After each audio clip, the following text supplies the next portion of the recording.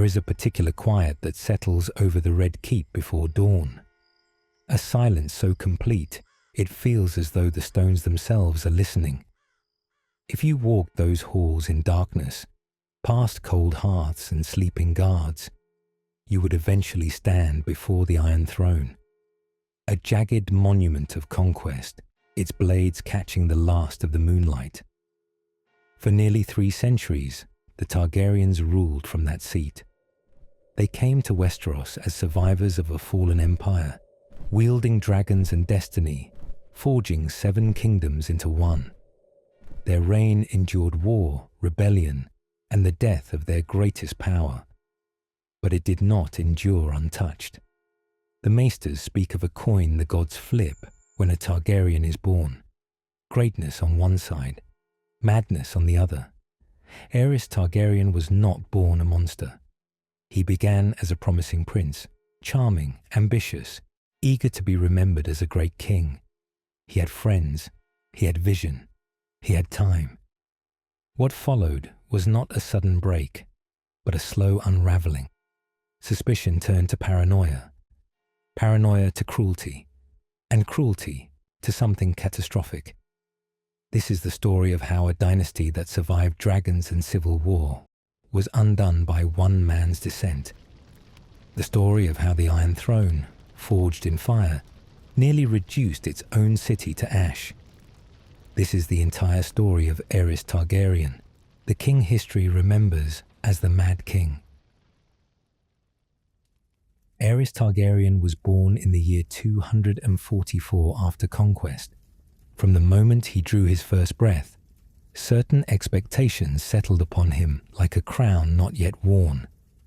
He was a Targaryen, born of the dragon, and with that blood came both privilege and burden in measures few could comprehend. His early years unfolded in the Red Keep, within those same ancient halls we spoke of earlier. The Targaryens of this era were already well into their twilight as dragon masters. The last dragon had died decades before, in the reign of Aegon III, and with it had gone much of the mystique that had kept the realm in awe. But the family still commanded respect, still held the throne through the weight of tradition and the memory of what they'd once been. Young Aerys grew up with the expectations of the Targaryen line upon him, though the dynasty itself was fading. The family had endured civil wars, the death of their dragons, and the slow diminishment of the magic that had once made them seem more than mortal. Into this declining world came Aerys, a prince who would one day wear the crown, for better or worse. And he did make friends, real ones, or so it seemed at the time. The most significant of these was Tywin Lannister, a young lord from Casterly Rock, who came to court as a squire. The two boys were of an age, both proud, both ambitious, both convinced they were destined for greatness. They spent their youth together, training in the yard, studying with the Maesters, dreaming aloud about the kind of rulers they would become. There's something poignant about imagining those early days, knowing what would come later. Picture them. Aerys with his silver gold hair and purple eyes, the very image of Valyrian nobility, and Tywin with that leonine confidence already evident even in youth, his mind already sharp as Valyrian steel. They were going to change the world together, or so they believed. The Maesters who taught them noted Aerys's quick mind, his facility with languages and history. He wasn't the greatest warrior, that was never his strength, but he was clever, charming when he wanted to be, capable of winning people to his side through persuasion rather than intimidation. He had ideas too, about how the realm might be governed more efficiently, how the old arrangements between lords and small folk might be reformed to better serve the common people. But there were also early signs of qualities that would later curdle into something darker. Aerys had always been sensitive to perceived slights. He didn't handle criticism well, even the constructive kind meant to help him improve. When he felt his pride had been wounded, he could nurse the grudge for days, plotting small revenges that seemed disproportionate to the offense. His tutors learned to couch their corrections in the most delicate terms, to praise before they criticized, to make him feel that any suggestion for improvement had actually been his own idea. Still, these seemed like minor flaws, the kind of vanity and pride that afflicted many young nobles. Nothing that suggested the horrors to come. His path to the throne came sooner than anyone expected. His father, Jaehaerys II, passed after a short and unremarkable reign. In 262 AC, at just 18 years old, Aerys found himself wearing the crown, ascending to power at an age when most young lords were still learning the basics of governance. Before we move to his coronation, though, we need to talk about his marriage. Like so many Targaryens before him, Aerys wed his own sister. Rhaella was younger than him, and by many accounts, beautiful in the distinctive Targaryen way. That otherworldly silver-haired beauty, almost too perfect for this mortal world. But there was little love in the match, at least on Aerys' side. The marriage had been arranged by their parents, who had been warned by a woods witch that the prince that was promised would be born from their line.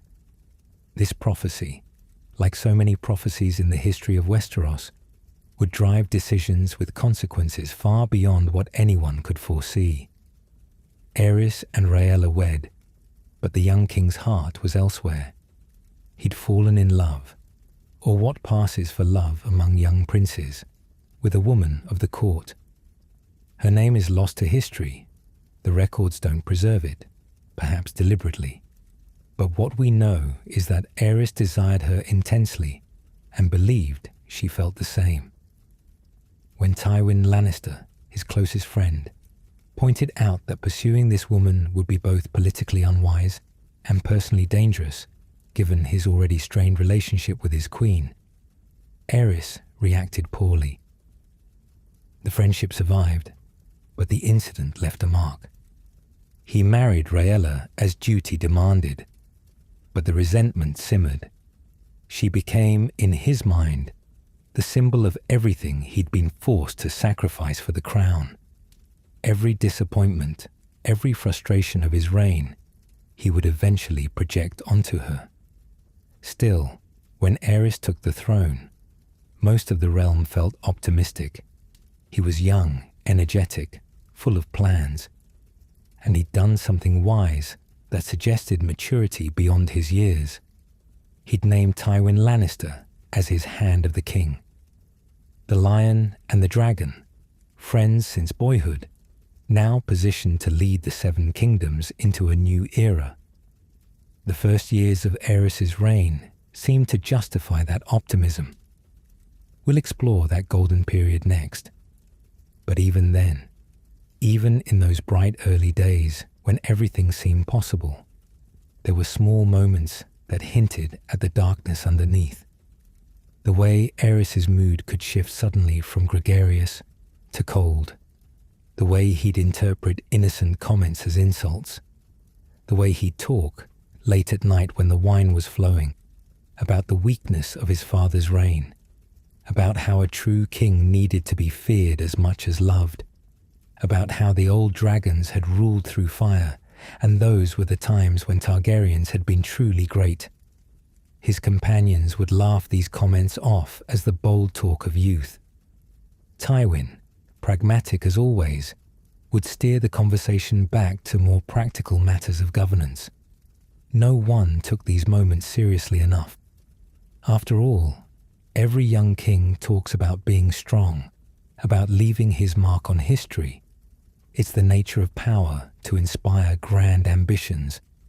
But ambition, like fire, needs to be carefully contained.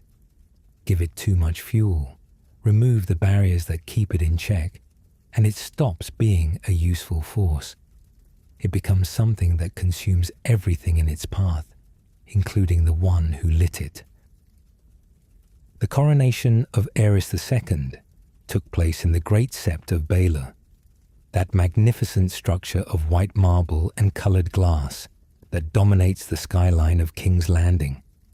The High Septon placed the crown upon his silver-gold hair while thousands watched, and when the new king emerged to greet his people, the cheers rolled through the city like thunder. Here was their king, young, handsome, full of promise. The realm hadn't felt this hopeful in generations, and for the first few years, that hope seemed justified. Aerys threw himself into the work of ruling with genuine enthusiasm. He held court regularly, hearing petitions from lords and small folk alike. He took an interest in the kingdom's infrastructure, ordering improvements to the roads that connected the great cities, commissioning new ships for the royal fleet. He reduced certain taxes that had been particularly burdensome on the poor, winning him genuine popularity among the common people. But his greatest decision, the one that would define those early years, was elevating Tywin Lannister to Hand of the King. Tywin was only 20 years old himself, but he'd already demonstrated the qualities that would make him one of the most capable administrators in the history of Westeros. He was ruthless when necessary, but measured. Brilliant, but practical. And most importantly for those early years, he understood Aerys better than anyone else in the realm. Together, they made an effective team. Aerys would present the grand vision, the sweeping reforms and ambitious projects, and Tywin would figure out how to actually implement them. The king was the face of the regime, charming the lords, making proclamations, basking in the adulation of the crowds.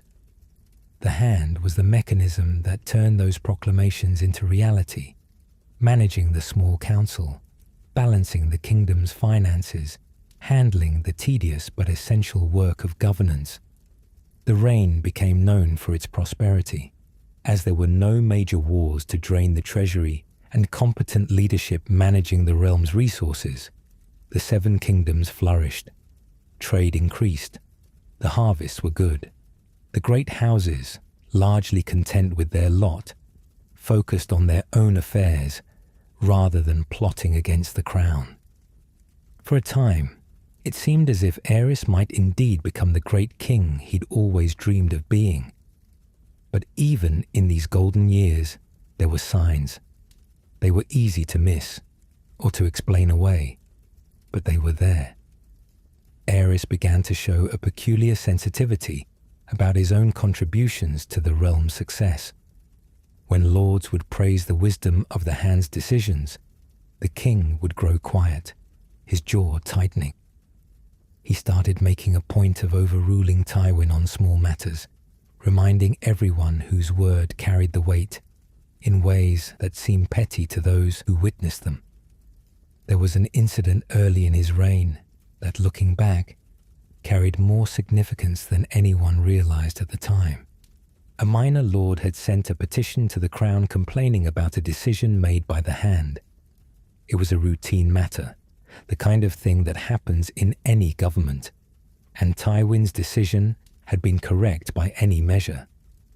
But Aerys chose to reverse it publicly, making a show of hearing the lord's complaint in open court and pronouncing that his Hand, though wise in most matters, had erred in this case.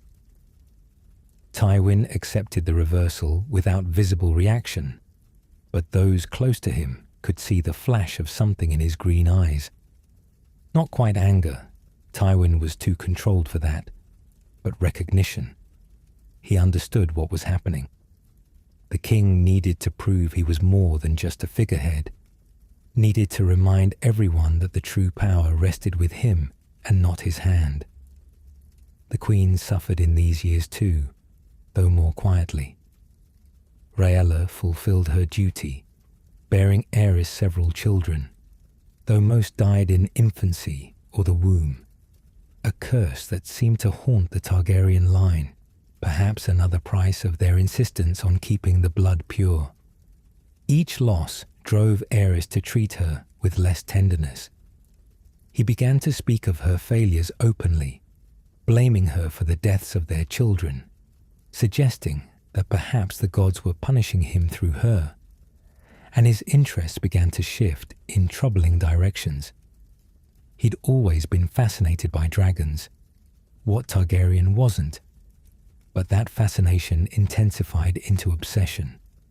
He would spend hours poring over ancient texts about dragon lore, about the glory days of Valyria, about the power that fire could grant. He commissioned the construction of dragon eggs made of jewels and precious metals, surrounding himself with these false promises of power. He also developed a concerning relationship with the pyromancers of the Alchemists' Guild. These were the men who created wildfire, that terrible green substance that burned hotter than dragon flame and couldn't be extinguished with water. Previous kings had employed pyromancers for practical purposes. Wildfire was useful in war after all, but Aerys seemed drawn to them for different reasons. He would visit their guild hall, watching them work, asking them to demonstrate their craft. He was mesmerized by the flames, by the destruction they could cause. Tywin noticed this growing fascination and tried to redirect the king's attention toward more productive pursuits. He suggested tournaments, hunts, progress tours through the realm, anything to draw Aerys away from the pyromancers and their green fire. Sometimes it worked. The king could still be engaged, could still be the charming ruler he'd been at the start. But increasingly, these diversions felt like they were simply postponing something inevitable. Still, the realm remained stable, prosperous. The small council functioned smoothly under Tywin's management. The great lords stayed in line. The common people enjoyed a peace and plenty that their grandparents could barely have imagined. If Aerys was developing peculiarities, well, what king didn't have his quirks? The throne demanded much, and perhaps a certain eccentricity was the price of bearing that weight. And then came Duskendale, the event that would shatter whatever stability remained in Aerys's mind and set in motion the chain of events that would eventually destroy everything he'd built. But before we get to that crucial turning point, it's worth pausing to consider what was already changing beneath the surface. The Aerys who took the throne at 18 was not the same man who ruled at 30. The early promise had begun to curdle. The charm was becoming more forced, more calculated. The grand visions were giving way to paranoid suspicions about who truly deserved credit for the realm's success. Power had started doing its work. Not the dramatic, visible corruption that would come later, but the subtle kind that creeps in slowly. The kind that makes men believe their every whim is wise counsel. That makes criticism feel like treachery. That transforms advisors into potential threats and friends into rivals. The truly tragic part is that Aerys could have been saved from himself, even then. A stronger counsel, willing to speak hard truths, a queen he trusted and respected, friends who valued his well-being more than his favor. But the old order doesn't encourage such interventions. The king is supreme. His word is law, and those who serve him learn quickly that their position depends on his pleasure, not on their honesty. So the warning signs were noted and ignored. The troubling behaviors were explained away as stress or eccentricity, and everyone told themselves that things would be fine, that Aerys would grow into the role, that the realm was too stable to be threatened by one man's personal demons. They were wrong, and the proof of their error was waiting in a small coastal town called Duskendale. This is where a minor lord's rebellion would trigger a transformation he would never recover from. In the year 277 AC, Lord Dennis Darklyn made a decision that would alter the course of Westerosi history. It began as a simple dispute over taxes and tariffs, the kind of conflict that had arisen countless times before and been resolved through negotiation or, occasionally, a show of force. But what happened at Duskendale went far beyond the usual parameters of such disagreements, and its consequences would echo for years to come.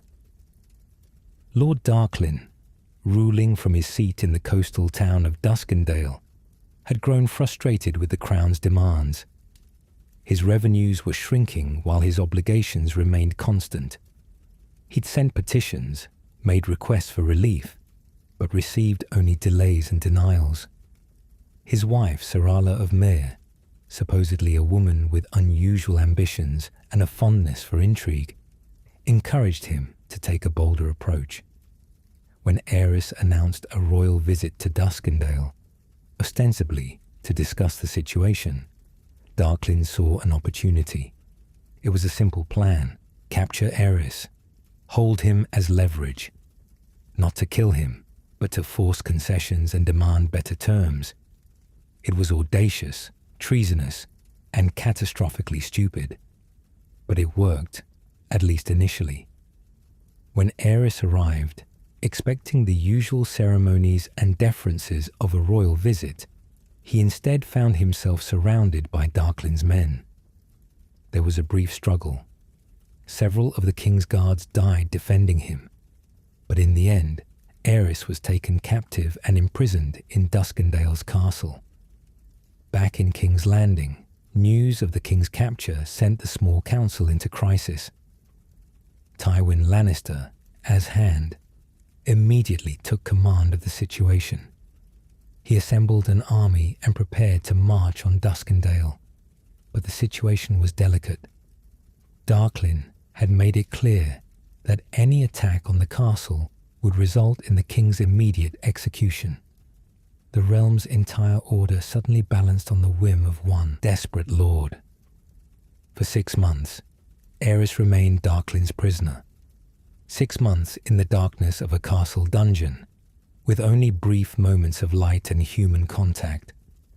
6 months of uncertainty, never knowing whether the next time the door opened meant freedom or death. 6 months to think about betrayal, about vulnerability, about how quickly the mighty could fall. We don't know all the details of what happened in that dungeon. Aerys never spoke much about it afterward, and those who did see him during his captivity were mostly silenced by Tywin once the king was freed. But we know some things. We know he was kept in chains. We know the conditions were so harsh that his health deteriorated. We know that Sarala of Myr, Lord Darklyn's wife, would sometimes visit him, though whether to negotiate or to taunt him, the records don't say. What we can piece together is the psychological impact. Aerys had spent his entire life as royalty, had never truly been vulnerable or powerless. Even his worst moments before Duskendale had been cushioned by the privileges of his position. But in that dungeon, stripped of crown and ceremony, he was just a man. A frightened man alone in the dark, dependent on the mercy of those he'd considered his subjects. It broke something in him. Not all at once, not obviously at first, but fundamentally. The man who eventually emerged from Duskendale had changed in ways that couldn't be repaired. The rescue, when it came, was characteristically efficient. Tywin had grown tired of negotiating with Darklyn, tired of the stalemate that gave the traitor time to grow bolder. He sent Barristan Selmy, one of the greatest knights of the Kingsguard, to infiltrate the castle and extract the king by force. Sir Barristan accomplished what seemed impossible, cutting through Darklyn's guards, finding the king in his cell, and escorting him out of the castle while chaos erupted around them. Aerys returned to King's Landing, physically diminished but alive. Tywin, determined to send an unmistakable message about the cost of treason, besieged Duskendale and accepted its surrender only after Lord Darklyn and his entire family were turned over for execution. The punishment was severe even by the standards of the time. House Darklyn, which had held Duskendale for centuries, was extinguished. Serala of Myr was put to death. The town itself was sacked as a warning. If Tywin hoped that this brutal response would satisfy Aerys's need for vengeance and allow him to move forward, he was disappointed. Instead, the king seemed to interpret the severity of the punishment as confirmation that he'd been right to be afraid, right to see enemies everywhere. If betrayal could come from a minor lord like Darklyn, if captivity could happen so easily despite all the protections of kingship, then perhaps no one could be trusted. The physical changes were immediately apparent. Aerys had let his hair and nails grow during his captivity, and he refused to let them be cut after his return. His appearance became wild, unkempt, distinctly unroyal. Where he'd once dressed in the finest garments, he now seemed to care little for his clothing, wearing the same robes for days until they were filthy. But the psychological changes were deeper and more concerning. He became obsessed with his own safety, seeing assassins in every shadow. He trusted no one completely, not even those who'd served him faithfully for years. He began to suspect that people were plotting against him, that even his closest advisors might be waiting for the right moment to betray him. And he developed a new relationship with fire. He'd always been fascinated by it, but after Duskendale, that fascination took on a different quality. Fire became, in his mind, the only certain protection. It couldn't betray him. It couldn't conspire against him. It simply consumed whatever it touched, clean and final. He began calling for pyromancers more frequently, watching them work, demanding demonstrations of wildfire's power. The court noticed the change immediately. The king, who'd once been charming and engaged, now sat on his throne with a distant look in his eyes, his fingers drumming on the armrests, his attention drifting mid-conversation. He would laugh at inappropriate moments or fall into dark silences that no one dared interrupt. His moods became unpredictable, swinging from grandiose declarations of his own magnificence to bitter complaints about imagined slights. Tywin tried to manage the situation, tried to provide the stability that Aerys clearly needed. He took on more and more of the actual governance, handling the day-to-day decisions, maintaining the realm's functioning, while the king spiraled into increasing paranoia. But this practical solution only fed Aerys's growing resentment. The king began to see Tywin's competence as a threat. Every time the hand made a wise decision, every time the lords praised Tywin's judgment, every time the realm prospered under his management, Aerys heard a whisper. They prefer him to you. They think he should be king. He's the real power, and you're just the crown he wears. It didn't matter that none of this was true.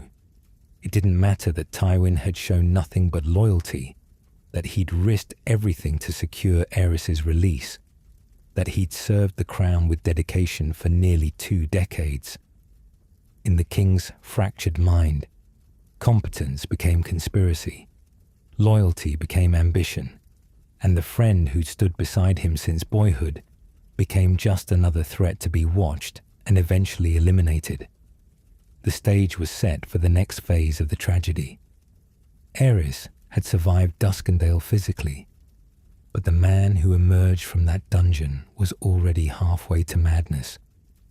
The slow corruption of power had been accelerated by trauma into something more acute, and the realm, which had enjoyed peace and prosperity, was about to learn the true cost of having an unstable man sitting on the Iron Throne. The years following Duskendale saw the gradual unraveling of whatever remained of the promising young king Aerys had once been.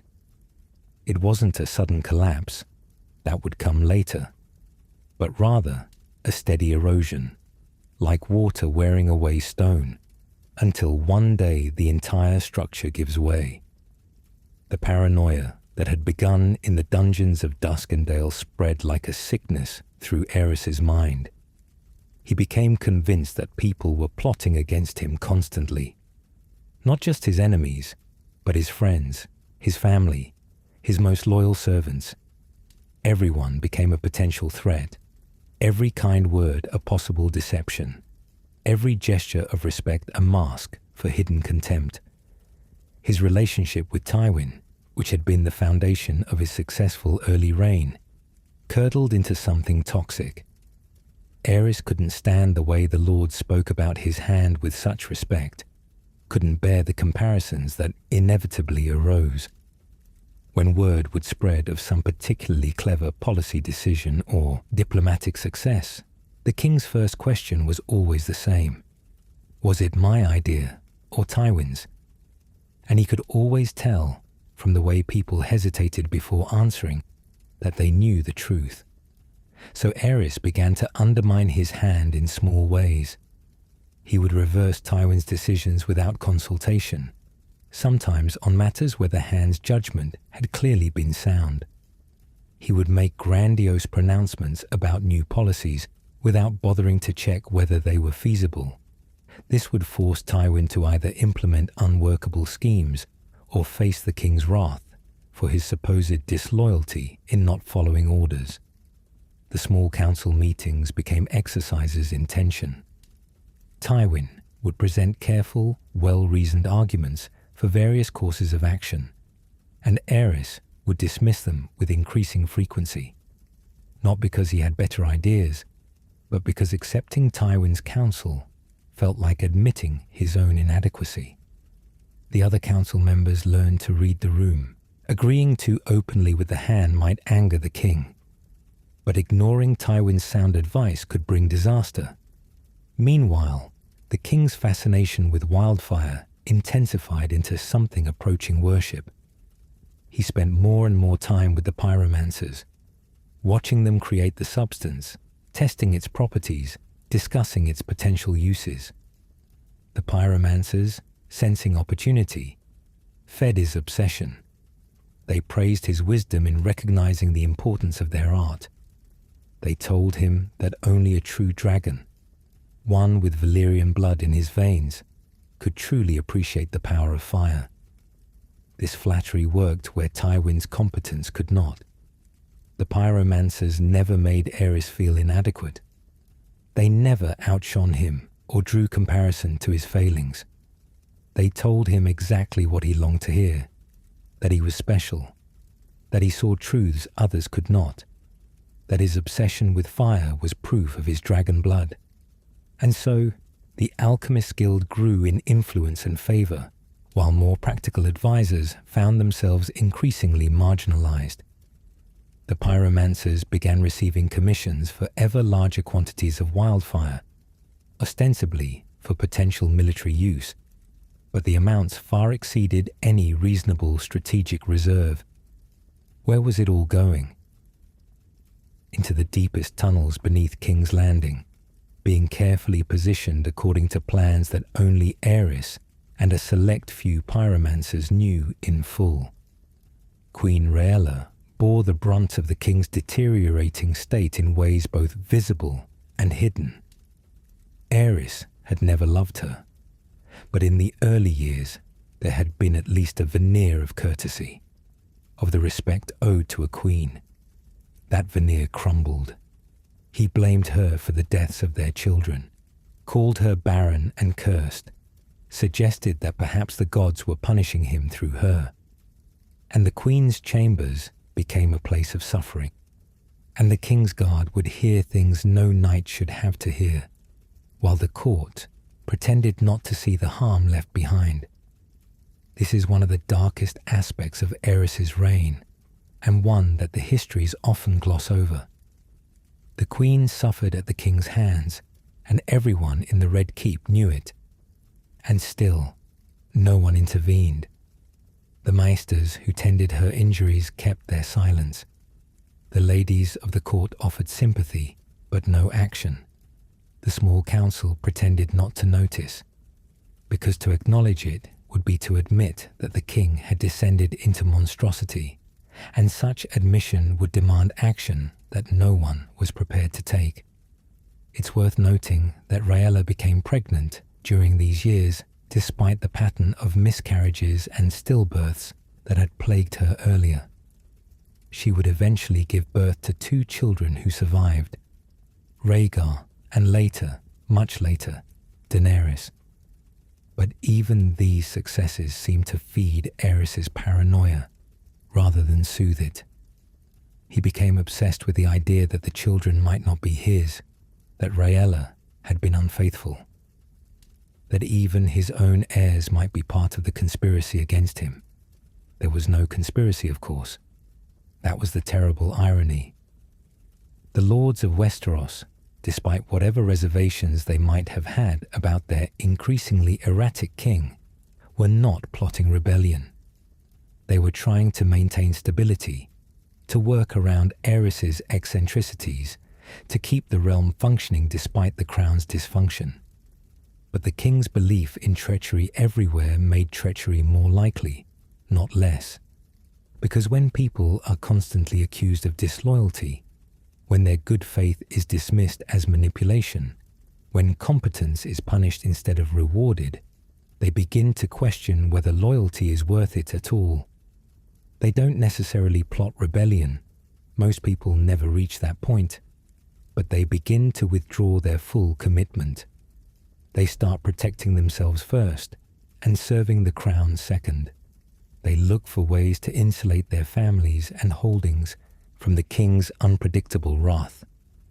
Tywin Lannister, for all his legendary control and pragmatism, was not immune to this dynamic. He continued to serve as hand, continued to manage the realm's affairs with his characteristic efficiency, but the satisfaction he'd once found in the work had died. He was doing his duty, but the personal cost grew heavier each year. And in private moments, he began to wonder whether serving this king meant serving the realm at all, or merely helping a madman cling to power he was no longer fit to hold. The realm itself continued to function, after a fashion. The harvest still came in. The trade continued. The great houses managed their own affairs with minimal interference from King's Landing. But there was a growing sense that something was fundamentally wrong at the center, that the peace and prosperity of recent decades had been built on a foundation that was quietly crumbling. And Aerys kept talking about fire, about how it purified, about how it revealed truth, about how his ancestors had conquered Westeros with dragon flame, and perhaps it was time to remind the realm of that power. The pyromancers encouraged this talk, of course. They had never been more influential, never been more richly rewarded for their work. They told the king what he wanted to hear, that he was a dragon, that fire was his birthright, that those who feared the flames simply didn't understand true power. No one thought to ask the obvious question: what does a paranoid king plan to do with all that wildfire? Or perhaps they did ask privately, in whispers, but couldn't bring themselves to seriously contemplate the answer. Because the answer, had they been willing to face it, was that Aerys was preparing for the day when he might need to burn his own capital city to ash, that he was transforming King's Landing into a massive trap, a final assertion of power, should his enemies come for him. But that revelation was still years away. For now, in the late 270s AC, the realm still functioned. Tywin still served. The Queen still endured. And Aerys still sat his throne, his hair wild and filthy, his nails grown to claws, his eyes gleaming with the reflection of flames that existed only in his mind. The break, when it came, would be sudden. But it had been building for years, stone by careful stone, until their bond, king and hand, dragon and lion, friend and friend, could no longer bear the strain. The breaking point between Aerys and Tywin came, fittingly, through a slight so calculated and cruel that it could only have been designed to wound where it would hurt most. It involved Tywin's son, Jaime Lannister, who at 15 years old was already being recognized as one of the finest young swordsmen in the realm. Tywin had plans for Jaime. As his eldest son and heir to Casterly Rock, the boy represented the future of House Lannister. He'd be married well, groomed for lordship, taught everything Tywin knew about power and its maintenance. The Lannister legacy would continue, strengthened by Tywin's decades of building the family's wealth and influence. But in 281 AC, during a tournament at Harrenhal, Aerys announced that he was appointing Jaime Lannister to the Kingsguard. It seemed like an honor. The Kingsguard was composed of the realm's 7 finest knights, sworn to defend the king with their lives. But the appointment carried a devastating consequence. Members of the Kingsguard were forbidden from marrying, from holding lands, from having children. They gave up all other ties to serve the crown exclusively, which meant that Jaime could never inherit Casterly Rock. Tywin's carefully laid plans for his family's future were shattered with a single decree. The king announced this appointment publicly during the tournament, making it impossible for Tywin to object without appearing to refuse a great honor for his son.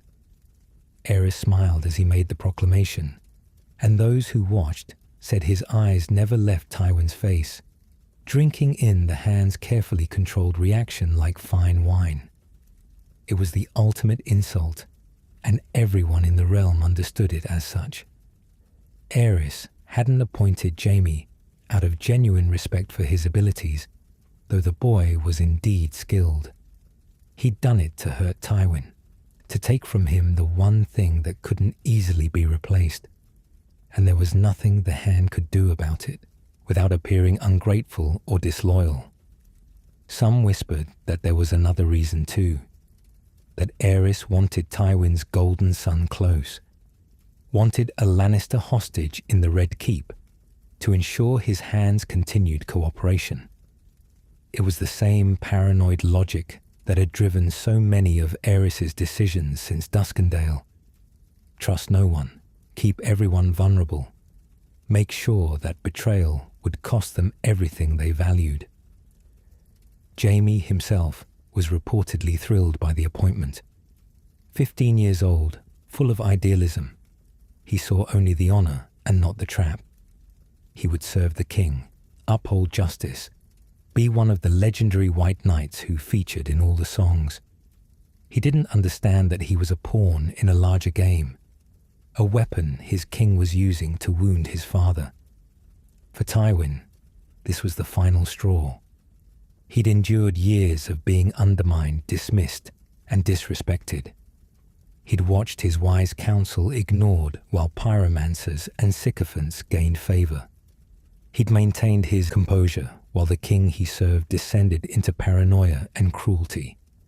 But this attack on his family, on his legacy, on everything he'd built, this he could not stomach.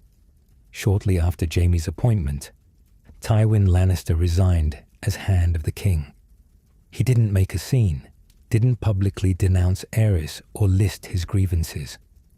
That wasn't his way. He simply informed the king that after nearly 20 years of service, it was time for him to return to Casterly Rock and attend to his own affairs. The realm needed younger men in positions of power, he said. Men with the energy to match the king's grand vision. The words were courteous, but everyone understood their true meaning. Tywin was done. He would no longer enable Aerys's madness, would no longer provide the competent governance that allowed the king to indulge his worst impulses without immediate consequences. Aerys accepted the resignation with what appeared to be satisfaction. No more would he have to endure the comparisons, the whispers that Tywin was the real ruler.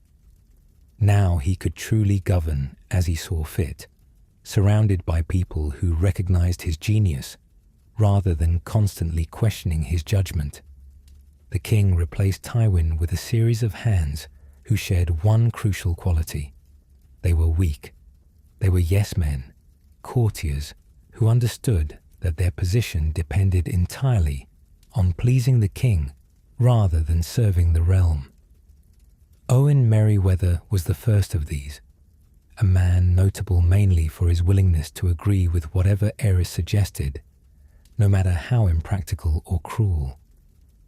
The small council, which had functioned as an effective governing body under Tywin's management, became a rubber stamp for royal whims. Where Tywin would have pushed back against bad ideas, explaining the consequences and offering alternatives, the new hands simply nodded and promised to implement whatever the king desired. This was the pattern that would define the rest of Aerys's reign. Isolation breeding paranoia, paranoia breeding cruelty, cruelty driving away anyone with the courage or competence to resist.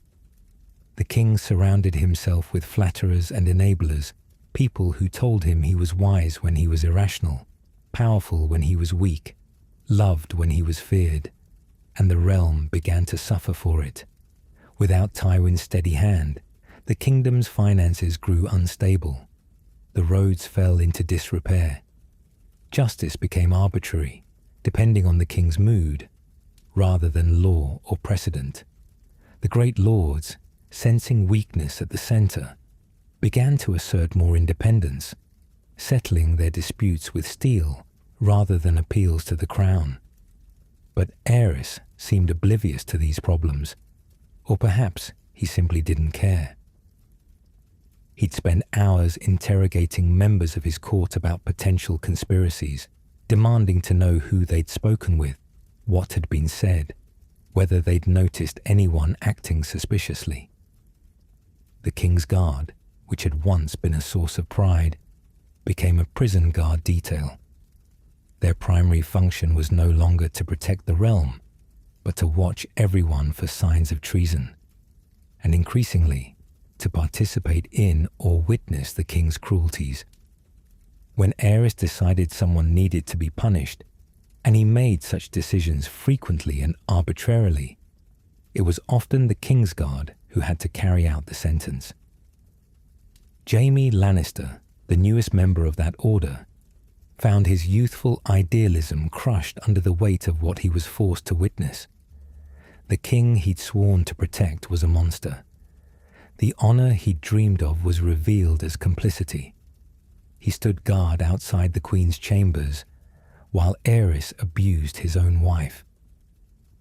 He heard the mad laughter, saw the wild eyes, understood too late what his appointment had really meant, and he couldn't do anything about it. His vows bound him. To break them would be to become a traitor, to bring shame on his family, to prove himself unworthy of the white cloak he'd been so proud to wear. So he stood his post and tried not to hear the screams, tried not to see the burns, tried not to think about what his service to this king was actually enabling. The queen, meanwhile, grew more isolated and desperate. She had no allies at court, no one willing to risk the king's wrath by showing her sympathy. Her children were her only comfort. Rhaegar, who was growing into a thoughtful young man, and later Viserys, born during these dark years. She poured her love into them, tried to protect them from their father's madness as much as she could, though she must have known that they too were ultimately at Aerys's mercy. The realm watched this unfold with growing unease. The lords gathered in their own castles, spoke in low voices about the king's condition, wondered what would happen if he continued to deteriorate. But they were trapped by the same old order that had raised the Targaryens above all others. The king's word was law, his will was supreme. To move against him was treason, punishable by death and the extinction of your entire house. So they did nothing. They told themselves, that surely someone would intervene, that the small council or the Kingsguard or some other force would find a way to manage the situation. They hoped that Aerys would die naturally and the crown would pass to his son, who showed no signs of his father's madness. They waited and watched and told themselves that the worst was surely over. They were wrong. The worst was yet to come. Because Aerys's paranoia and cruelty, terrible as they already were, had so far been contained mostly within the walls of the Red Keep. That was about to change. By the early 280s AC, Aerys Targaryen had completed his transformation from troubled king to genuine monster. The man who had once charmed the court with his wit and ambition was gone, consumed by the flames of his own paranoia and replaced by something barely recognizable as human. His physical appearance had deteriorated to the point of grotesquerie.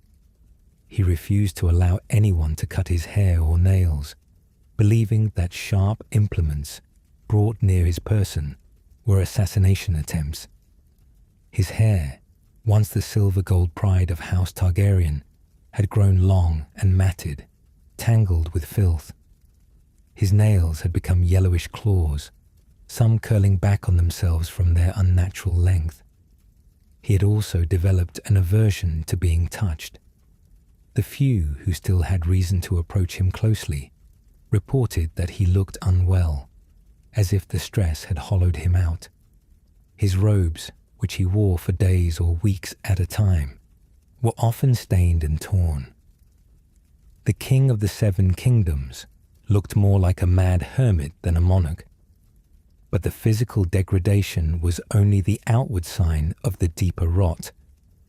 Aerys's mind had become a labyrinth of suspicions and delusions, each feeding the other in an endless spiral. He believed that traitors surrounded him, that even his most loyal servants were plotting his downfall, and he responded to these perceived threats with escalating cruelty. The burnings began in earnest during these years. Wildfire executions had always been within the Targaryen tradition. They were, after all, dragons, and fire was their element. But Aerys took it to new extremes. Where previous kings might burn a traitor after trial and conviction, Aerys needed only suspicion, an overheard comment, a failure to laugh at one of his jokes, a perceived slight in how someone bowed. Any of these could be grounds for the flames, and he didn't just order the executions, he watched them, stood close enough to feel the heat, to watch the moment terror turn to silence. The pyromancers would later report that the king seemed most alive in these moments, that the wild look in his eyes would focus into something like terrible joy. There was something deeply unsettling in how he responded to these burnings, something the histories rarely describe plainly. He seemed stirred by the burnings in ways that disturbed even hardened men. More than once, he would summon Queen Rhaella to his chambers immediately after an execution and subject her to further abuse. The Kingsguard who stood their post during these incidents were sworn to silence, but whispers spread anyway. How could they not? The King of Westeros was a sadist, and even hardened men feared what he had become. This was the man to whom every lord had sworn fealty, the man whose word was law throughout the Seven Kingdoms. The small council, composed entirely of sycophants by this point, raised no objections. They had learned that objecting to anything the king desired was the fastest way to become one of his victims. So they sat through meetings where Aerys would rant about conspiracies, demand lists of suspected traitors, or outline plans for new uses of wildfire. They nodded, agreed, and quietly did as little as possible to actually implement his worst ideas, hoping that he'd forget about them before too much damage was done. But some things couldn't be quietly ignored or delayed. The wildfire caches beneath King's Landing continued to grow. The pyromancers, flush with royal favor and funding, worked day and night to produce more of the substance, and it was being placed very deliberately beneath the great sept of Baelor, beneath the Red Keep itself, beneath the Dragon Pit, beneath the slums of Flea Bottom. Enough wildfire carefully positioned to turn the entire city into an inferno. Only Aerys and a few select pyromancers knew the full scope of the plan. They called it insurance, a final safeguard against the king's enemies. If the traitors ever came for him, if the conspirators finally revealed themselves, if the realm that he'd ruled and tried to improve ever turned against him completely, well, he would show them all what it meant to wake the dragon. He would burn them, every last one. The lords of Westeros were not completely blind to the deteriorating situation. They could see that the king was mad. They heard the stories from King's Landing, the tales of arbitrary executions and paranoid ravings, but they were trapped by the weight of tradition and the lack of any clear alternative.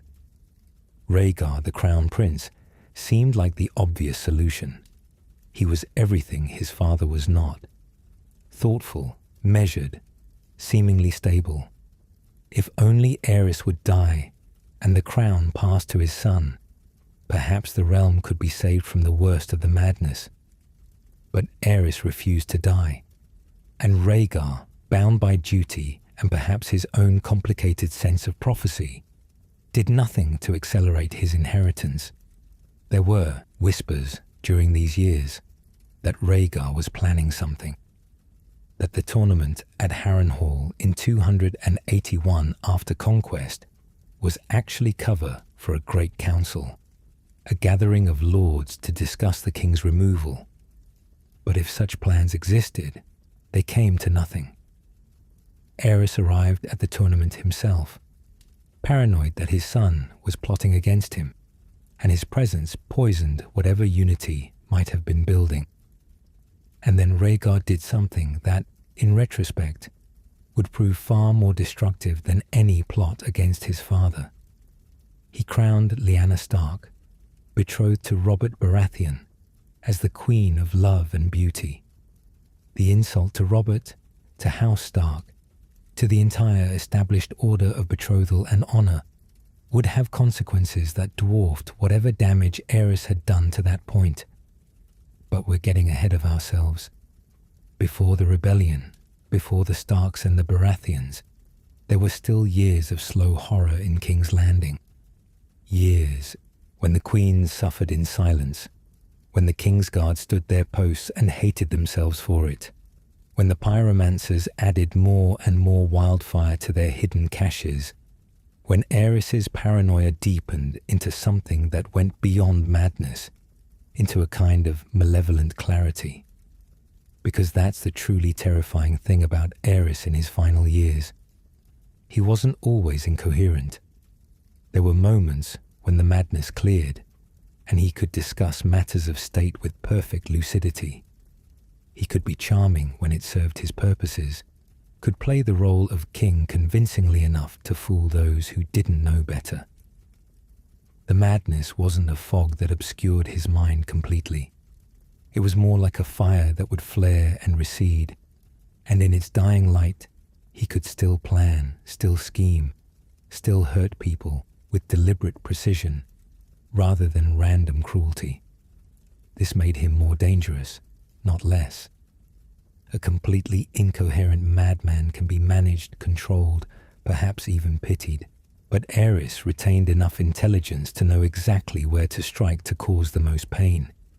His cruelty was informed by genuine understanding of human vulnerability.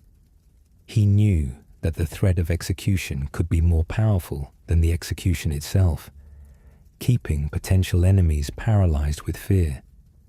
And he knew, though he never explicitly stated it, that the wildfire beneath the city was his ultimate power.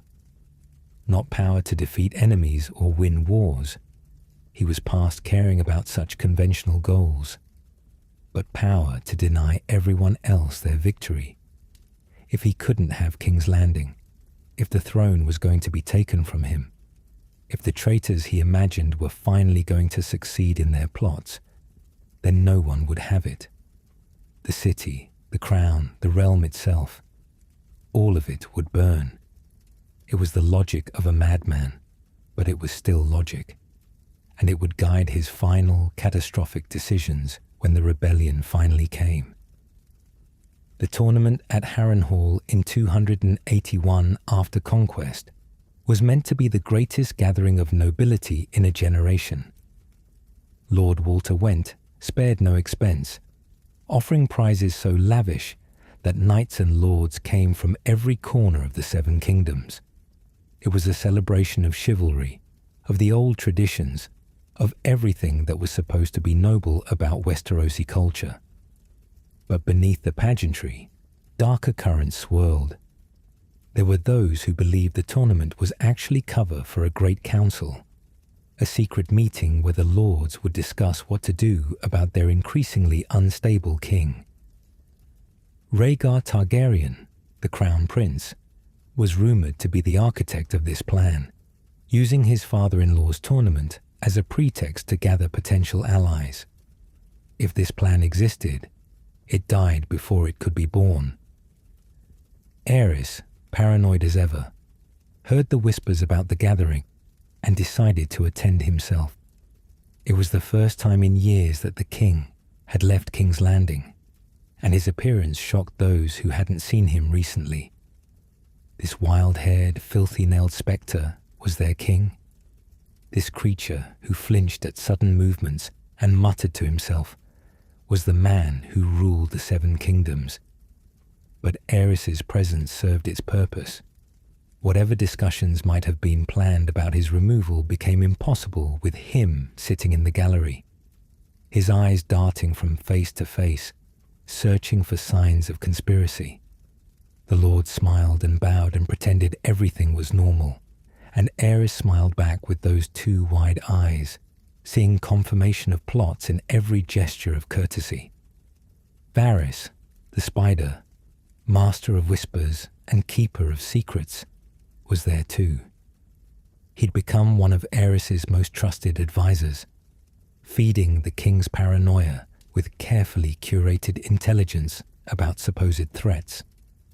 Whether Varys truly believed the conspiracies he reported or was simply manipulating an unstable king for his own purposes remained unclear, but his whispers found fertile ground in Aerys's damaged mind. The tournament itself proceeded with all the expected ceremony. Knights jousted, swords clashed, crowds cheered, and then came the moment that would echo through history, though no one understood its significance at the time. Prince Rhaegar won the tournament, as many had expected he would. He was a skilled fighter when he chose to be, and his victory seemed fitting. But when it came time to crown the Queen of Love and Beauty, the traditional honor given to the woman the champion most wished to honor, Rhaegar did something incomprehensible. He rode past his own wife, Elia Martell of Dawn, sitting in the stands with their infant children. He rode past her without a glance and stopped instead before Lyanna Stark, the daughter of Lord Rickard Stark and betrothed to Robert Baratheon. He placed the crown of winter roses in her lap, right there in front of thousands of witnesses, in front of her, betrothed, in front of his wife, in front of the entire assembled nobility of Westeros. The silence that followed was complete. No one knew what to say, what to think. It was an insult of staggering proportions, a violation of every custom and courtesy. Robert Baratheon's face went red with rage. Brandon Stark, Lyanna's brother, looked ready to draw his sword. Even those who bore no personal connection to the situation understood that something fundamental had been broken. What was Rhaegar thinking? The histories offer various interpretations. Some say he'd fallen genuinely in love with Lyanna, that this was the impulsive act of a man following his heart rather than his head. Others suggest it was tied to his obsession with prophecy, that he believed Lyanna was somehow crucial to the prince that was promised. Still others think it was a deliberate provocation, though to what end remains unclear. Whatever his motivations, the consequences would be catastrophic, but not immediately. For the moment, the tournament ended. The lords returned to their holdings, and life continued. Lyanna returned to Winterfell with her family. Rhaegar returned to King's Landing with his wife and children. Robert went back to Storm's End, nursing his wounded pride and growing rage. And Aerys returned to the Red Keep, more paranoid than ever. He'd seen the way the lords looked at his son, the way they reacted to Rhaegar's victory. They loved Rhaegar. They respected him. They looked to him as the future, as the salvation from Aerys's madness, which meant, in the king's fractured logic, that Rhaegar was the enemy. His own son was part of the conspiracy. The tournament had been cover for a plot, and Rhaegar had been its architect. Every fear, every suspicion that Varys had planted in his mind seemed confirmed. From this point forward, Aerys's treatment of his son became openly hostile. He refused to allow Rhaegar significant responsibilities. The small council meetings became uncomfortable affairs when both were present, with Aerys questioning his son's suggestions, dismissing his concerns, making clear that he suspected Rhaegar of plotting his downfall. The prince, for his part, seemed to withdraw into himself. He spent more time alone, reading ancient texts, playing his harp, lost in whatever prophecies or destinies he believed he was fulfilling. And he began to plan, though the full scope of those plans wouldn't become clear until it was too late. The months after Harrenhal were a kind of false calm, the quiet before the storm breaks. The realm continued to function after a fashion. The harvest came in, the seasons turned, and beneath it all pressures were building that no one quite understood or could articulate. Rhaegar and Lyanna's story was about to enter its fatal chapter. Aerys's paranoia continued to increase. Robert's rage was simmering toward the boiling point, and the Starks, proud and honorable, were about to become the catalyst that would finally shatter the peace. The tournament at Harrenhal was the last moment when the Seven Kingdoms were still, technically, at peace. What came next would be war, death, and the end of everything the Targaryens had built. In the year following the tournament at Harrenhal, Lyanna Stark disappeared. The circumstances remain murky, filtered through the lens of propaganda and grief and political necessity. The official version, the one Robert Baratheon would promote for the rest of his life, was that Prince Rhaegar kidnapped her, abducted the daughter of one of the great houses, and presumably did worse.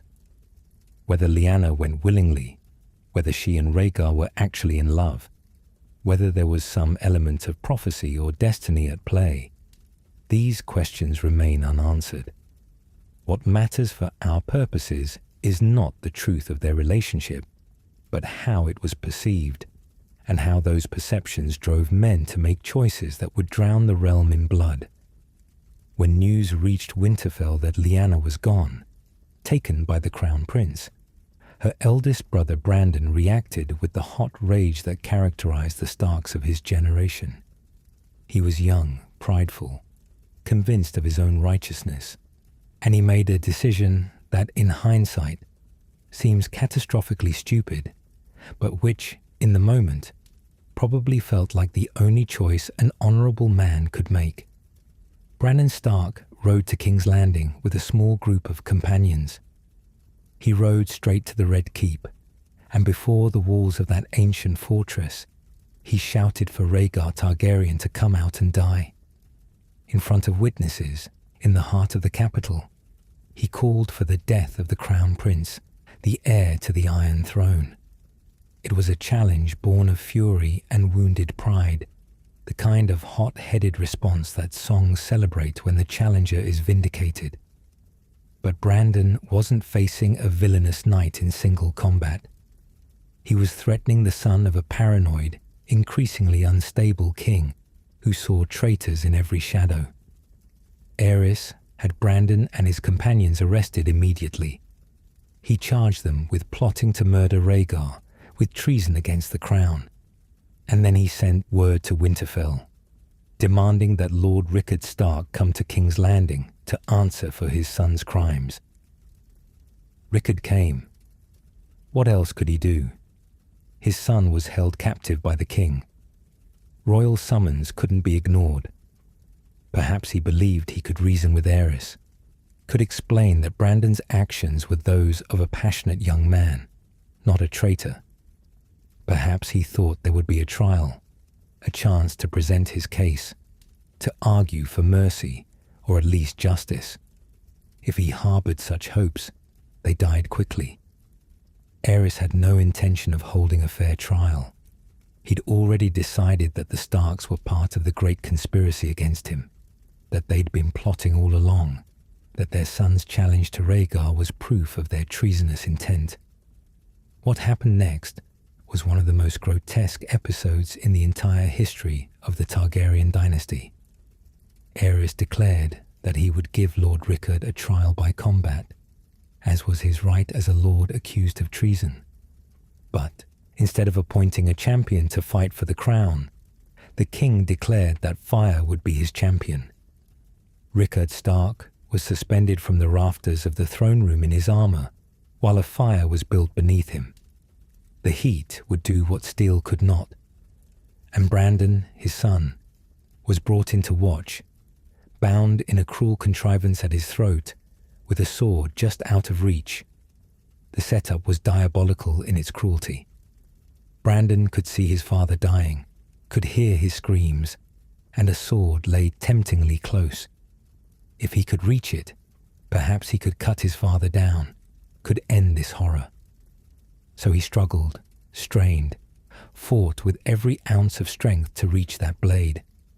But the device around his neck was designed to tighten as he moved. The more he struggled to save his father, the tighter it became. He died struggling to reach that sword within sight of his father, both of them victims of Aerys's deliberate, calculated sadism. The king watched it all, stood close, enough to see their faces, to hear their final words. And when it was done, when both Starks were dead, Aerys's response was not remorse or even satisfaction. It was increased paranoia, because if the Starks had been willing to openly challenge Rhaegar, if they'd been bold enough to threaten the Crown Prince, then clearly the conspiracy was wider than he'd thought. Clearly there were others involved, other traitors who needed to be dealt with before they could strike. And so, the king sent demands to Jon Arryn. Arryn had fostered 2 wards at his court, Eddard Stark, now the last surviving son of House Stark and Lord of Winterfell, and Robert Baratheon, Lord of Storm's End and Lyanna's betrothed. Aerys commanded Jon Arryn to send him the heads of both young men. It was, even by Aerys's standards, an insane demand. These young lords had done nothing to warrant execution, but in the king's mind, they were all connected, all part of the same web of conspiracy. The Starks had attacked Rhaegar, Robert was betrothed to Lyanna, and therefore all of them were guilty. All of them deserved to die. Jon Arryn, a cautious man who'd served the crown loyally for decades, faced an impossible choice. He could comply with the king's command and murder 2 innocent young men who'd been like sons to him, or he could refuse and become a traitor himself. He chose a third option. He called his banners and raised his rebellion against the Iron Throne. This was the moment everything shattered. The realm, which had endured years of Aerys's increasing madness, which had suffered through his paranoia and cruelties and degradation, finally reached its breaking point. Not because the king had done something worse than before. He'd condemned men to the flames, abused his queen, stockpiled wildfire beneath the city, committed countless atrocities that the lords had accepted or ignored. But this time, he demanded the head of someone they knew personally, someone they'd fostered, someone they'd raised, someone they could see themselves or their own sons in. This time, the violence wasn't happening to strangers or servants or distant subjects. It was hitting home. Robert Baratheon, grieving for his stolen betrothed and now marked for death, threw his considerable strength behind the rebellion. Eddard Stark, suddenly Lord of Winterfell and head of a house that had just lost its lord and heir, called the North to arms. Hoster Tully of Riverrun, whose daughters were quickly married to Eddard and Jon Arryn to seal the alliance, brought the Riverlands into the coalition. The realm split. Some houses stayed loyal to the crown out of genuine loyalty, some out of fear, some because they calculated that Aerys still had the better chance of winning. And in King's Landing, Aerys prepared for war with the same paranoid intensity he brought to everything else.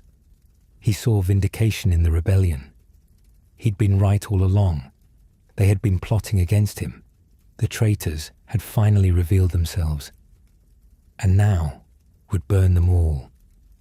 The war that followed would be called Robert's Rebellion, after the man who ultimately claimed the throne. But it began with Aerys's paranoia, with his inability to see that his own actions were creating the very enemies he feared.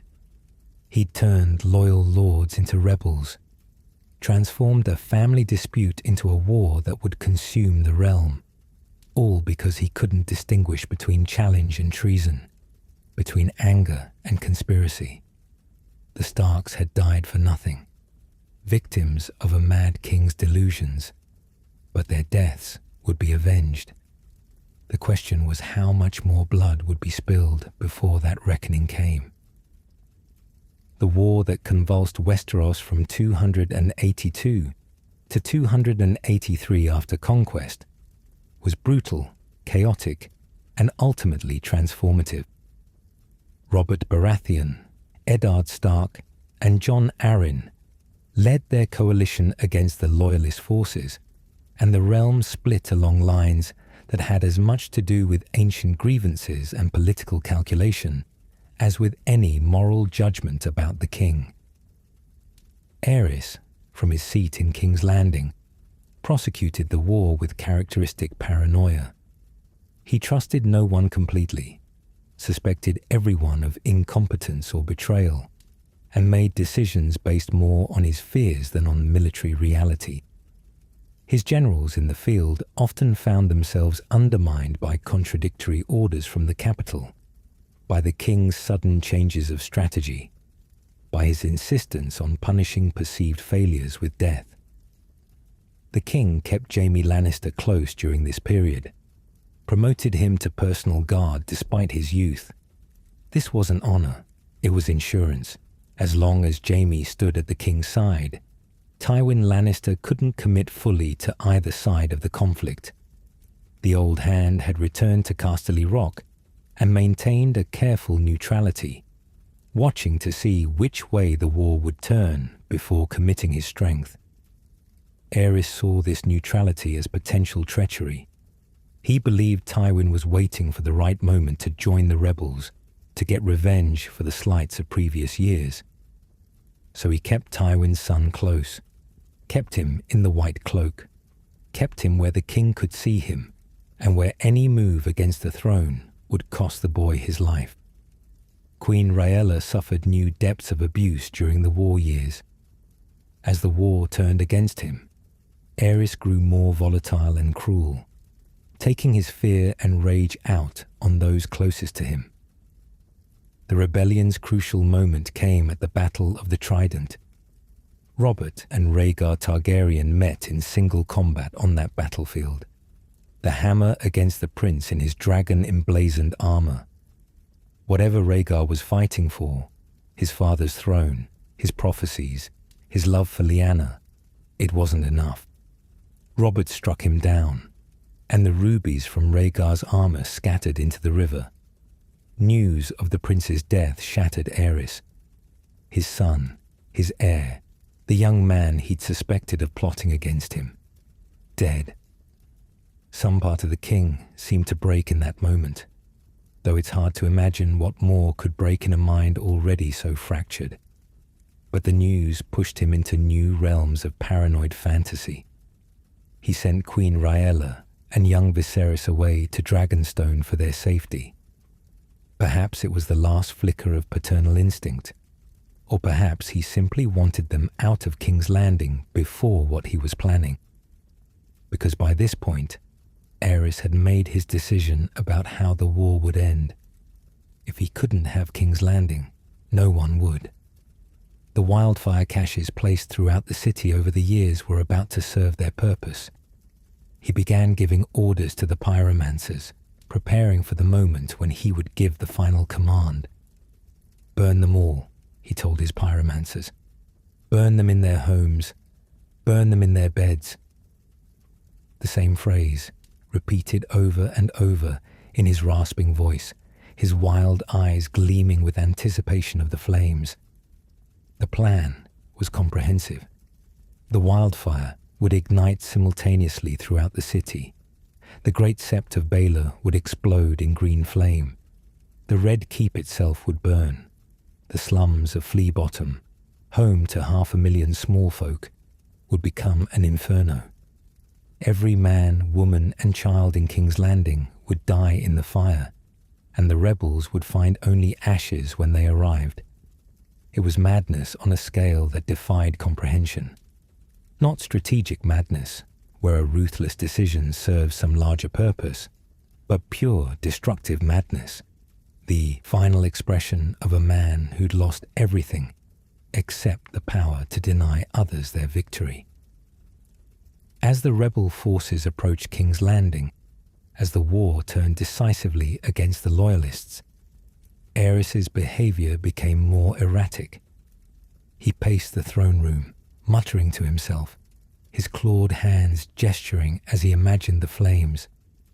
He called for Jaime constantly, wanting the young knight nearby, perhaps as a reminder of his power over Tywin, perhaps simply for the comfort of having someone present. And then Tywin Lannister appeared at the gates of King's Landing with his army. Aerys faced a choice: trust that Tywin had come to defend the city, or assume the worst. The king, characteristically, assumed the worst, but his advisors pointed out that regardless of Tywin's intentions, they needed his troops. The rebel army was coming. Without Lannister swords, the city would fall. So Aerys gave the order to open the gates, and Tywin's forces flooded into King's Landing. The sack of King's Landing had begun. Tywin had finally chosen his side, and it wasn't the king's. As Lannister soldiers ran through the streets, killing loyalist troops and looting the city, Aerys finally gave the order he'd been building toward for years. He turned to his remaining pyromancer and commanded him to ignite the wildfire, to burn the city, to burn them all. And he sent another of the Kingsguard to ensure the order was carried out. And he turned to Jaime Lannister, the young knight who'd stood at his side throughout the war, and commanded him to bring Tywin's head. "Kill your father," the king ordered. "Prove your loyalty. Show me that you're not part of the conspiracy." Jaime faced an impossible choice. Every instinct of his training, every oath he'd sworn, demanded that he obey the king. But the king had just ordered the destruction of 500,000 innocent people, and he'd ordered Jaime to murder his own father.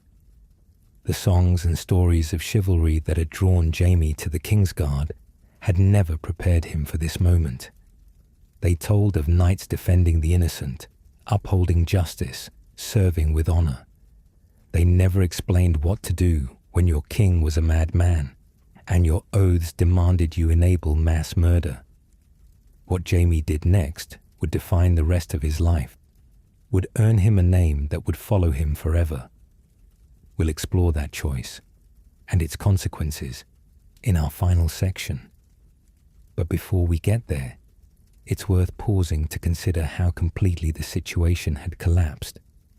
Aerys had created the very end he'd always feared. His paranoia had driven away his most capable servants, had transformed loyal lords into rebels, had isolated him until only the weakest and most craven remained at his side. His cruelty had earned him no loyalty, only fear, and fear alone cannot sustain a kingdom. The dynasty that had ruled for 3 centuries was about to end, and all that remained was to watch the final flames die. The throne room of the Red Keep had witnessed countless moments of history over the nearly 3 centuries of Targaryen rule. Aegon the Conqueror had sat there with Blackfyre across his knees. Maegor the Cruel had declared his terrible judgments from that twisted seat of swords. But on this day, as Lannister soldiers ran through the streets of King's Landing and the sounds of slaughter echoed through the Red Keep, the throne room held only 2 people, a mad king and the young knight sworn to protect him. Aerys paced before the Iron Throne, his filthy robes trailing behind him, his clawed hands gesturing as he muttered to himself. burn them all," he whispered, a phrase that had become almost a prayer, repeated endlessly like a mantra. The pyromancer Rossart had already left to execute the king's command, to light the wildfire caches throughout the city. Jaime Lannister stood in his white armor. He watched the man he'd sworn to defend, trying to make sense of the impossible situation. Through the windows, he could hear the sounds of the city dying. His father's men were killing the last loyalist defenders, were breaking into homes, were doing all the terrible things that happen when an army sacks a city, but that would be nothing compared to what Aerys had ordered. The king turned to Jaime and repeated his command. "Bring me your father's head. Prove your loyalty. Show me you're not a traitor like all the rest." And something in Jaime broke. Or perhaps something finally became clear. All his life he'd been told that the Kingsguard were the finest knights in the realm, that their duty was to protect the innocent, to serve with honor. But he'd spent years watching this king condemn men to the flames, listening to him violate his queen, hearing him descend deeper into madness. He'd told himself that his oaths required him to obey, that a knight's duty was to serve regardless of personal feelings. But there are limits to what oaths can demand. There are lines that, once crossed, void the contract that created them. Jaime drew his sword.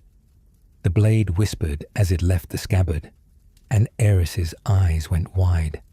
For just a moment, the paranoia crystallized into understanding. The traitor had been here all along, standing at his side in white armor, waiting for the right moment. "You're one of them," Aerys said, backing away toward the Iron Throne. "Traitor. I knew it. I always knew." He tried to run, tried to escape, but his robes caught on the steps of the throne, and he was old, weak, ravaged by years of deterioration. Jaime caught him easily and drove his sword through the king's back, the blade emerging from his chest. Aerys fell, slid down the steps, and lay still.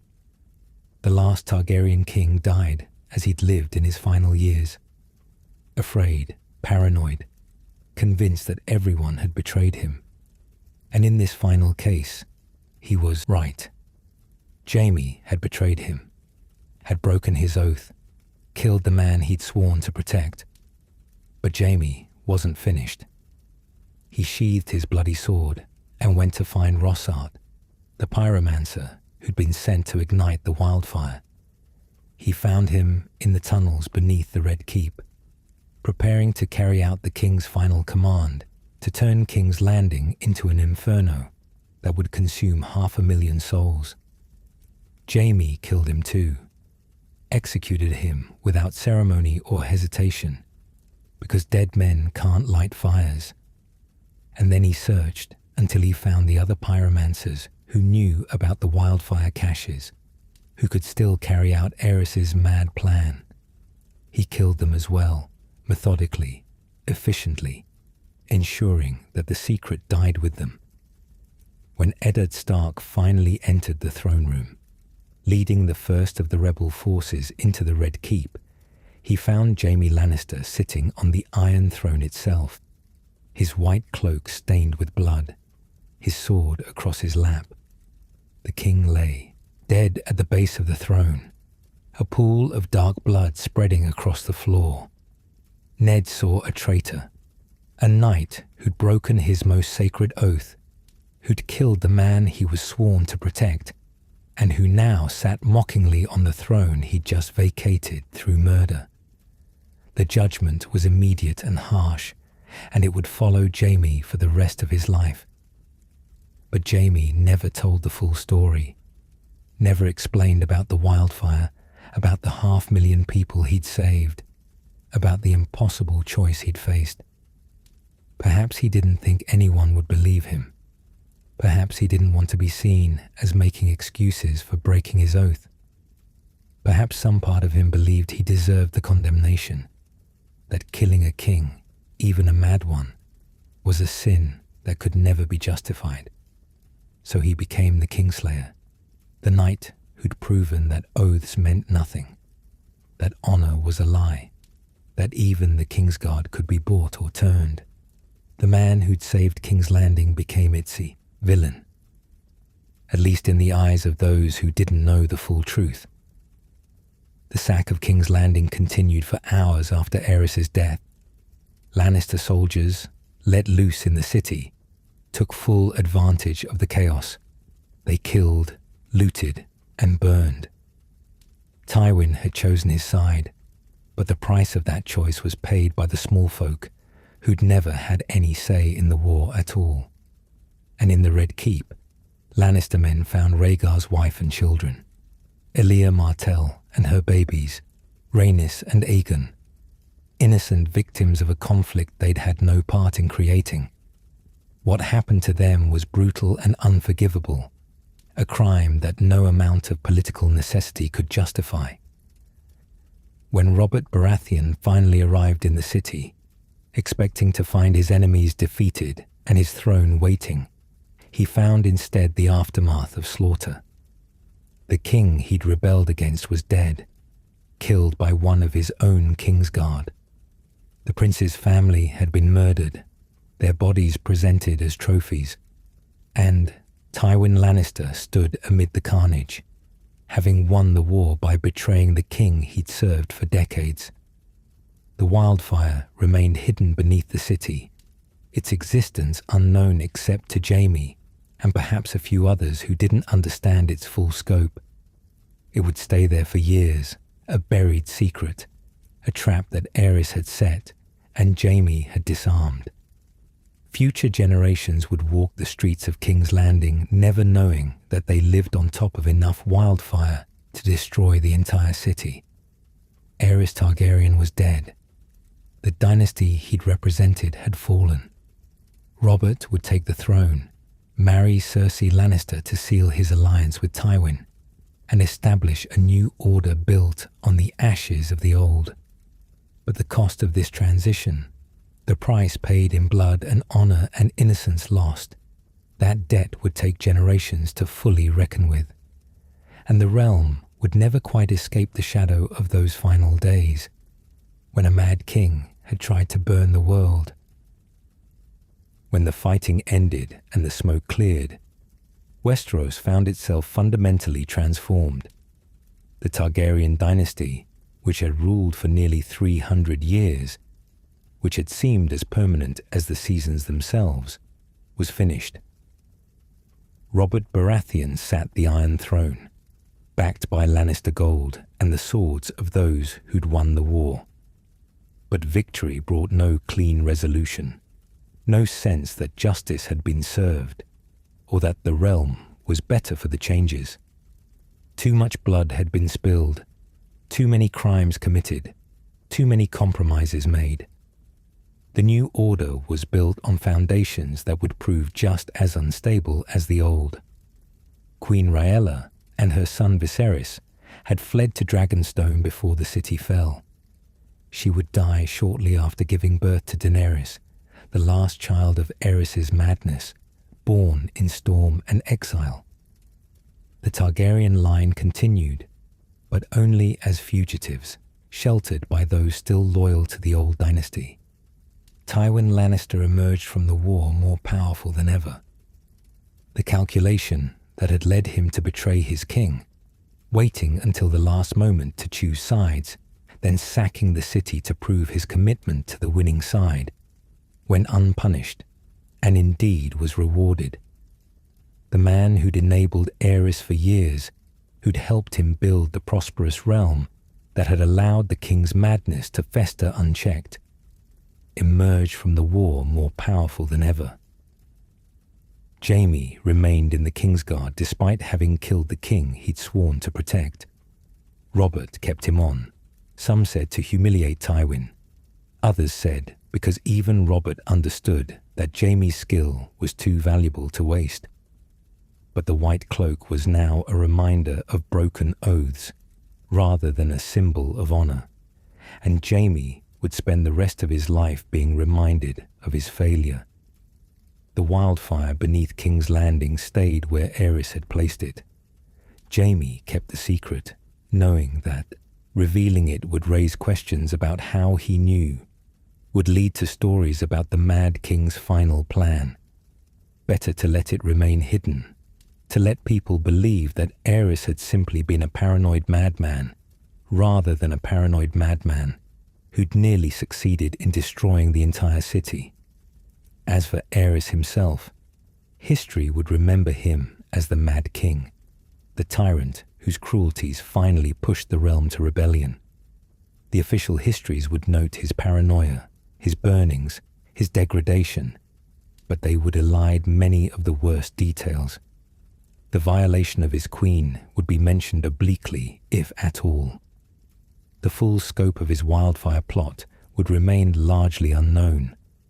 The gradual nature of his descent into madness, the way he'd started as a promising young king and slowly transformed into a monster, would be simplified into a narrative of inherent Targaryen madness. But those who'd lived through his reign, who'd watched the slow corruption of power destroy whatever good had existed in the young prince, they understood something that the simplified histories couldn't capture. Aerys hadn't been born a monster. He'd been made into one, by isolation and trauma, and unchecked power, and the weight of a crown that no one had prepared him to bear. The patterns that had enabled his worst excesses, the king's word as law, the inability of anyone to challenge his commands, the courtiers who found it safer to enable than to resist, those remained largely intact under the new regime. Robert was a better man than Aerys, at least initially, but the throne still demanded more than most men could give. The Iron Throne still cut those who sat upon it. In the years that followed, the realm would see new conflicts, new betrayals, new examples of how power corrupts and the throne isolates. The War of the Five Kings would tear Westeros apart again, proving that the problems that had destroyed Aerys' reign went deeper than one man's madness. But all of that lay in the future. For now, in the aftermath of the rebellion, the realm tried to convince itself that the nightmare was over, that things would be different now, that Robert's strength and Eddard's honor and Jon Arryn's wisdom would forge something better than what had been lost.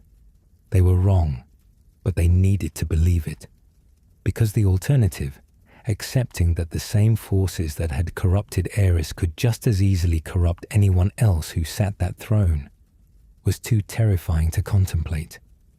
The Mad King was dead. Long live the king, and the cycle, barely interrupted, continued to turn. There's an image that haunts the history of this period, one that the maesters and chroniclers tend to gloss over, but which captures something essential about Aerys Targaryen's final years. It's the image of the king standing before one of his executions, watching the wildfire consume another victim, his face lit by that terrible green glow, his eyes reflecting the flames. In that moment, he believed himself a dragon, believed that the fire was his birthright, his connection to the power that had made his ancestors great. He couldn't see that he was just a broken man, desperately trying to reclaim some sense of control through the only thing that couldn't betray him, the certainty of fire. The tragedy of Aerys Targaryen began not with madness, but with promise. He was a prince who dreamed of greatness, who had genuine friends and real potential. The early years of his reign suggested as much. But the isolation of power, the trauma of Duskendale, the endless suspicions that come when no one can tell a king he's wrong, all of these combined to transform promise into paranoia, ambition into atrocity. His fall was not inevitable.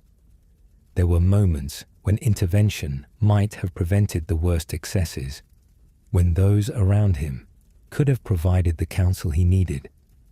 But those moments passed, unrecognized or ignored, and the spiral continued until the only resolution was violence. And in the end, his legacy was fire and ashes, not the glorious dragon fire of conquest, but the mad flames of destruction for its own sake. He didn't build, he didn't improve, he didn't leave the realm better than he found it. He simply broke things, hurt people, and nearly destroyed the greatest city in Westeros because he couldn't distinguish between enemies real and imagined. The realm survived him, but the scars remained. The dynasty that had weathered civil wars and the extinction of dragons could not survive the simple fact of a mad king on the throne. And all the power, all the history, all the mystique that 3 centuries had built collapsed in the space of a few years. The Iron Throne remained, sharp and uncomfortable, waiting for the next person to try their luck against it. The wheel kept turning, the game continued, and the lessons that Aerys's reign should have taught were largely unlearned, because it's easier to believe that Aerys was simply mad, that his fall was unique, that it couldn't happen again. But somewhere beneath King's Landing, wildfire still waits in the darkness, a reminder that the capacity for destruction, once created, doesn't simply disappear. It remains hidden and dangerous until someone finds it and decides what to do with all that buried fire. The Mad King is dead, the flames have died, but the ashes remain, and in them the question that will haunt Westeros for generations.